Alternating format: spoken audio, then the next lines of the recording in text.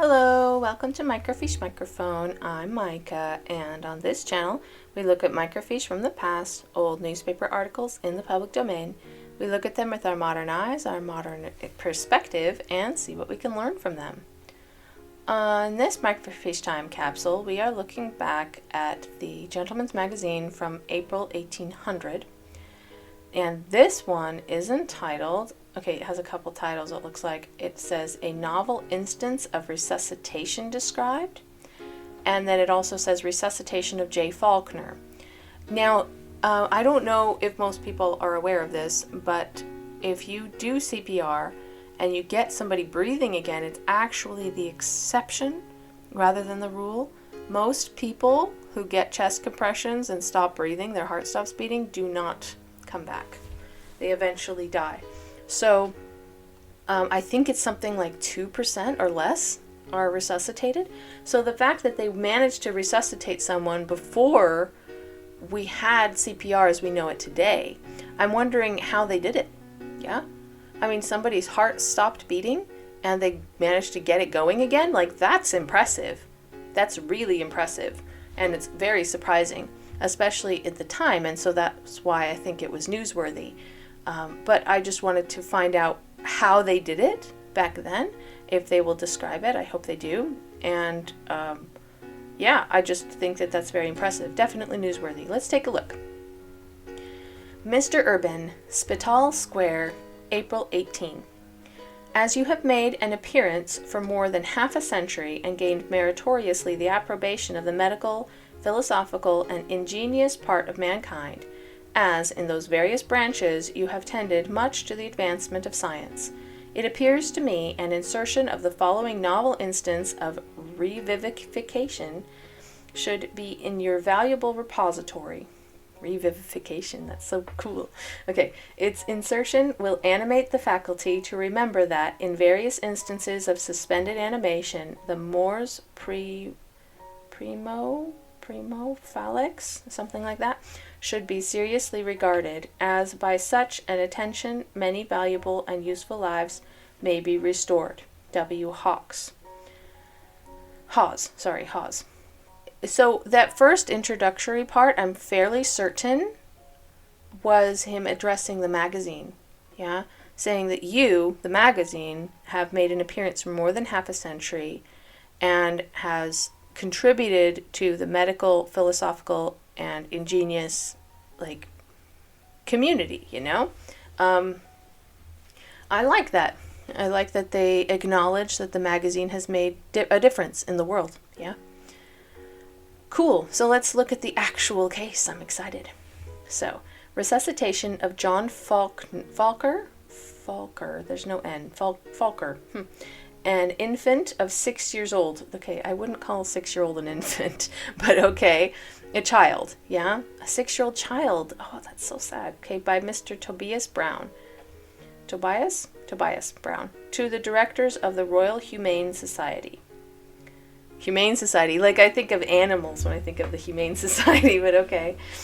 Gentleman, Camberwell, March 15. Having a few days since, under divine providence, been the instrument of restoring to life a child of 6 years old, under the very singular circumstances, I am induced to annex the case for the consideration of yourselves as the directors of the Royal Humane Society.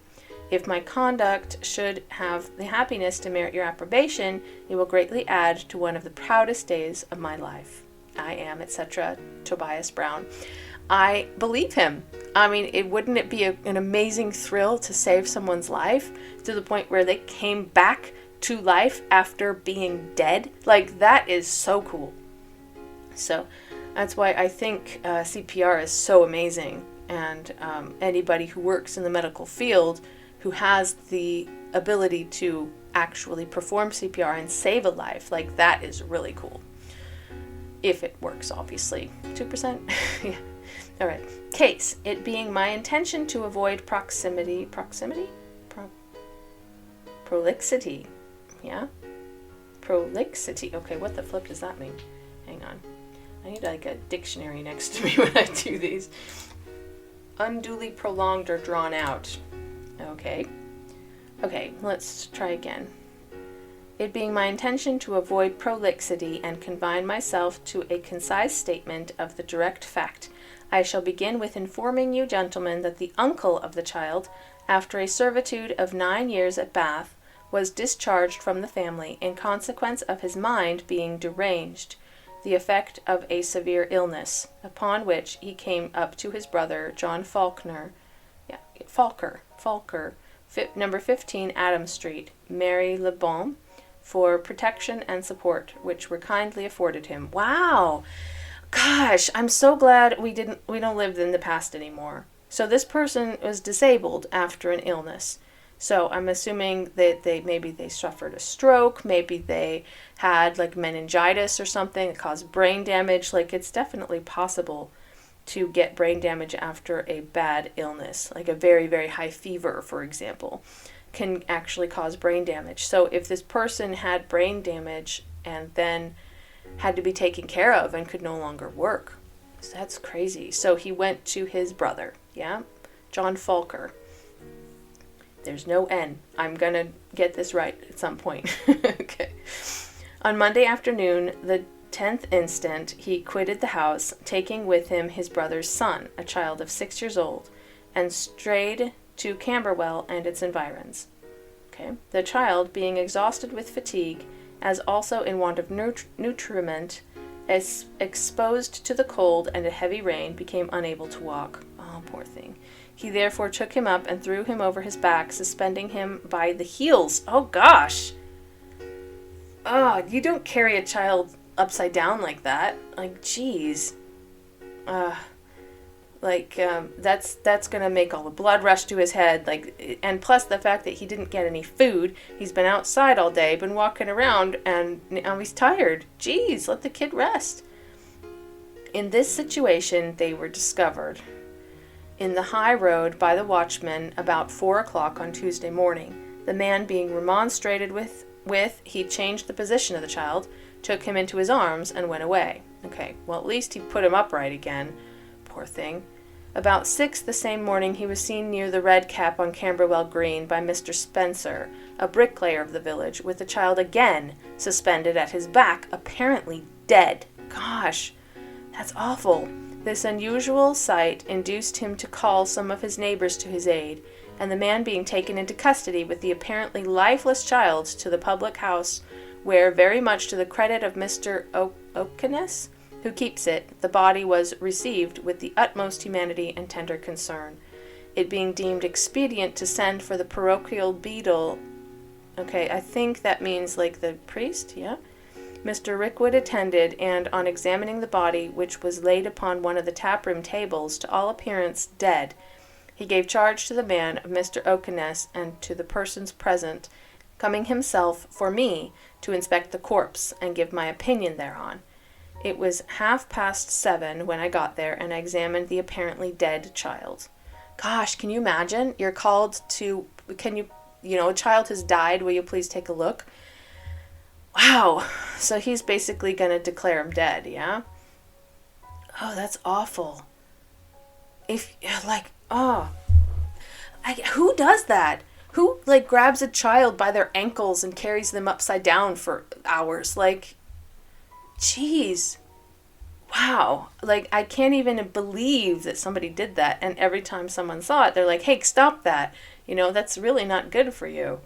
It's not. That causes all the blood to rush to your head, and it just doesn't work properly. Your body doesn't work well that way. It can make you throw up, it can make you choke, there's all sorts of things that can happen because your body uses gravity as well. It's meant to be in a certain position, upright. Okay, state of the body. His extremities cold, his eyes fixed, the arterial circulation gone. Vitality apparently extinct. Under such depressed circumstances, there could hardly be a hope entertained of reanimation. However, I determined to attempt it according to the methods and by the means prescribed in the formula of our most excellent institution. The resuscitative process was most assiduously employed for a full 30 minutes before the least signs of life could be discovered. At length, a feeble and irregular pulsation was produced, which gradually to get stronger. It instituted a small quantity of volatile spirits into the stomach, which brought on repeated spasms of very short duration. From that time, the powers of life increasing and a regular convulsive motion of the extremities came on, soon after which he rapidly recovered, and was taken in hot flannels to the workhouse, where he received some proper nourishment and humane attention. He then slept nearly an hour and a half, when, waking greatly relieved, he again took refreshment, and was soon after conveyed to his friends, who had been in the most painful state of mind respecting both him and his uncle. The parental feelings on this occasion may be conceived, but not easily described. Tobias Brown. Wow. Like, I wonder what process, like resuscitative process, was most assiduously employed, because they didn't actually describe it. Yeah, like, was that chest compressions? Was that, like, moving him around? So I wonder if maybe the boy had, like, a faint pulse, but it wasn't detectable in the extremities. Like, it sounds like he had more of, like hypothermia, yeah? Because he was very cold, they said. I mean, if that were the case, then that would make more sense to me about how they were able to resuscitate him. But that's just crazy. But I have to say, the younger the person is, the more tenacious they tend to be about life. Like, very, very small children are susceptible to dying easily, but like older children, like over the age of 5, I would say up until about 25, it's actually hard to kill them. So it makes me wonder if that might not be like the reason that that he recovered, because he was only 6 years old. 6-year-olds, tenacious of life. Yes, it's, but obviously I'm not saying that lightly. This is a thing that I think is self-preservation on the part of us as a species. However, I do think that it's really, really remarkable what happened. So I am going to look up really quickly what was their resuscitative process that they most assiduously employed for a full 30 minutes. And then once he started looking like he was coming around a bit, they gave him some alcohol. Now that will get his attention, that's for sure, but I don't think it really did much other than that. But, like let's give a 6-year-old alcohol. Now I understand a small amount probably won't hurt him, but still, like, it, chill there, dude. Okay, resuscitation in the 18th century, yeah? Significant advances in resuscitation were made in Europe during the Age of Enlightenment. Okay. The history of cardiopulmonary resuscitation, I like that, CPR, can be traced back to the literary works of ancient Egypt. Cool. However, it was not until the 18th century, there we go, that credible reports of cardiopulmonary resuscitation began to appear in medical literature. Mouth-to-mouth ventilation has been used for centuries as an element of CPR, but it fell out of favor in the late 19th century with the widespread adoption of manual resuscitative techniques such as the Marshall Hall method, Sylvester's method, the Schaefer method, and the Holger-Nielsen technique. The technique of mouth-to-mouth ventilation would not come back into favor until the late 1950s, after the accidental rediscovery by James Elam. For modern elements of resuscitation for sudden cardiac arrest, including CPR, consisting of ventilation of the lungs and chest compressions, defibrillation, and emergency medical services, the means to bring these techniques to the patient quickly. Okay, earliest descriptions I'm going to skip. The Renaissance I'm going to skip. We're going to the 18th century. Okay, so artificial ventilation. Maybe that's what they did. Interesting. I'm looking at Sylvester's method. Sorry, I'll get a picture of it for you. So it looks like they're like laid down on a tilted table. They did say they put him on a table, yeah? And they move his arms down and then back up again. I guess that would move your lungs, would it not? But only a little bit. So it's possible that may have helped, but maybe not. I don't know. If the child had been held upside down for so long, would it really make sense to put them like tilted like that? I feel like you really need to get the blood back where it needs to be, not all in the head. So I don't know if that's necessarily a good idea in this case, but that's okay. I will read about the 18th century. Anyway, artificial ventilation. Significant advances in resuscitation were made in Europe during the Age of Enlightenment. For example, in 1732, Scottish surgeon William A. Tossack used mouth-to-mouth resuscitation to resuscitate James Blair, a coal miner in Alloa, Scotland, who had been apparently dead for 30 to 45 minutes. Oh my gosh, they are talking about specific cases. I am going to quickly just do a search and see if the Falker, that's not how you spell it, Falker. No, he's not on here. Okay. I just wanted to see if he was mentioned. Like, if they're like, this is the technique they use, then that would have been very helpful. But that's okay. Interesting. Okay. Where was I? The patient recovered and returned to work a few days later. This case, which was witnessed by a crowd of nearly 400 people, is considered to be the first modern documented account of a successful CPR in an adult. Tossack published an account of this case in 1744. English physician John Fothergill, 1712 to 1780, discussed Tossack's experience in a paper he published the following year.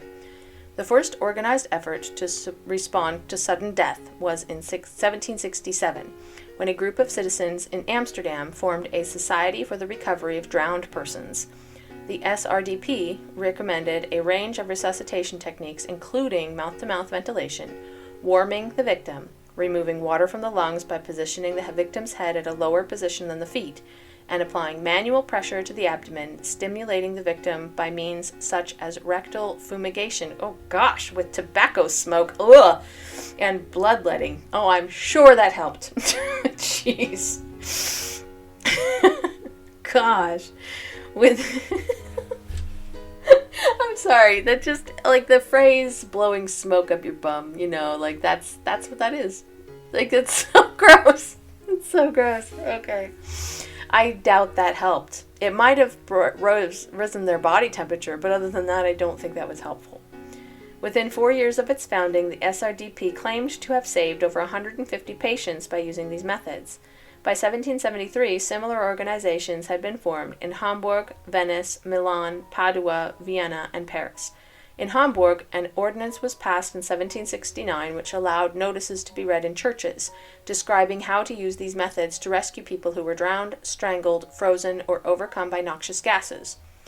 Cool! So they're trying to get the word out, yeah? And they wanted to do it in a place where lots of people congregated, which was in church, yeah?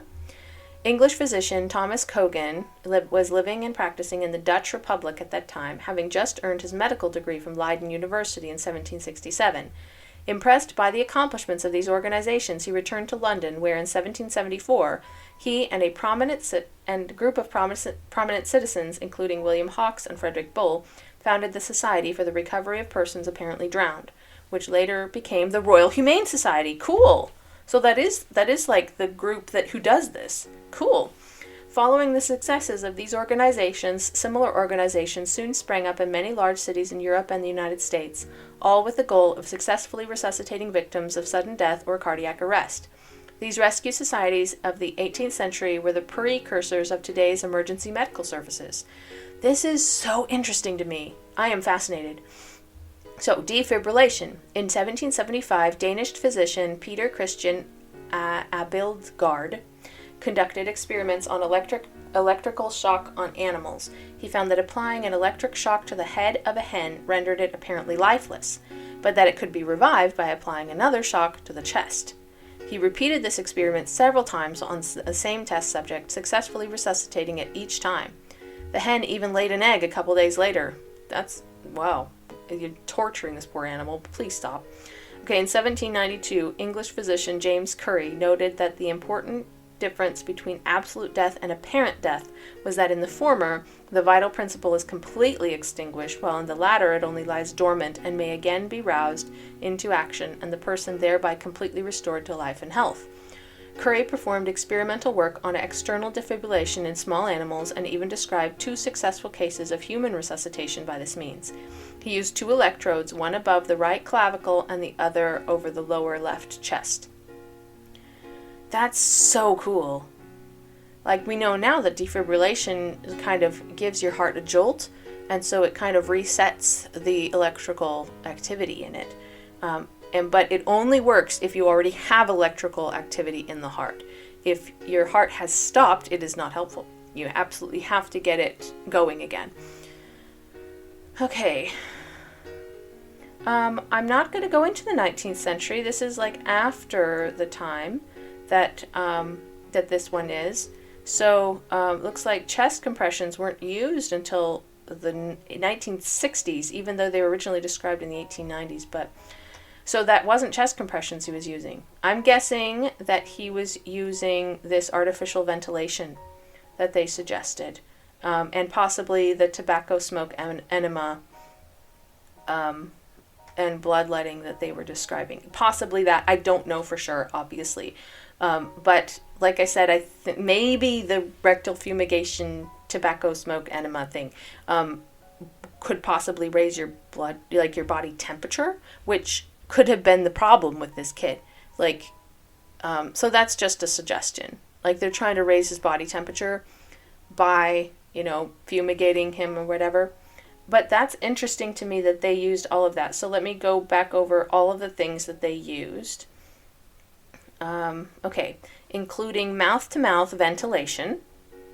That probably was helpful in this case. Warming the victim, also helpful in this case since he was so flippant cold. Removing water from the lungs. He didn't have water in his lungs, yeah. Stimulating the victim by means such as rectal fumigation with tobacco smoke and bloodletting. So bloodletting would not have been helpful. Rectal fumigation, I have no idea. And I kind of hope that they didn't do it because that just sounds horrible. So mouth-to-mouth and warming the victim for sure. Like those would have been helpful in this case since he may have had hypothermia. So that may have been the only problem that he actually had besides the fact that half of his blood was in his head. Let's get it through the rest of his body. So his heart may have been weak, yeah, because of the lack of blood where it should be, and then the coldness of it. And he had been gone for a long time. Oh man, I feel bad for this kid. He was absolutely tortured. That's horrible that he was treated in that way.